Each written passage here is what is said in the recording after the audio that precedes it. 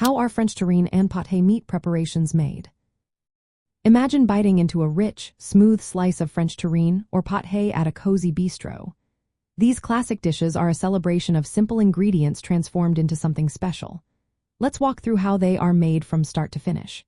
First, the process begins with choosing the meats. Common options include pork, pork liver, and sometimes game or poultry. The meats are ground to the preferred texture, either coarse for a rustic feel or very fine for a silky spread. Once ground, they are mixed with seasonings like salt, pepper, herbs, and aromatics such as onions and garlic. Sometimes, cooks add a splash of brandy, wine, or even dried fruits like apricots to boost flavor. To help the mixture hold together and improve its texture, a binding agent called a panade is added. A panade is made by soaking bread in milk until soft, then mixing it into the meat. For a terrine, the mixture is placed into a mold called a terrine mold, which can be rectangular or oval.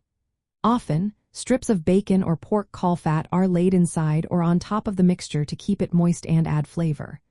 The mold is then covered tightly with foil or a lid to trap in moisture. Cooking is done in a water bath, known as a bain-marie, inside the oven at about 150 to 160 degrees Celsius. This gentle heat prevents the meat from drying out or curdling. The cooking time usually lasts between 1.5 to 2 hours until the internal temperature reaches around 70 to 75 degrees Celsius. After cooking, the terrine is cooled completely and then refrigerated for at least 24 hours. This resting period allows the flavors to meld and the texture to firm up. Pâté, on the other hand, can be similar but often has variations.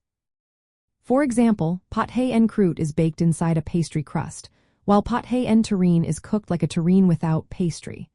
A popular French style is pâté de campagne, which is made mostly of pork, liver, onions, garlic, and parsley. Sometimes, ingredients like pistachios or dried fruits are layered into the mixture for added texture and flavor. Once chilled, both terrine and pâté are sliced and served cold.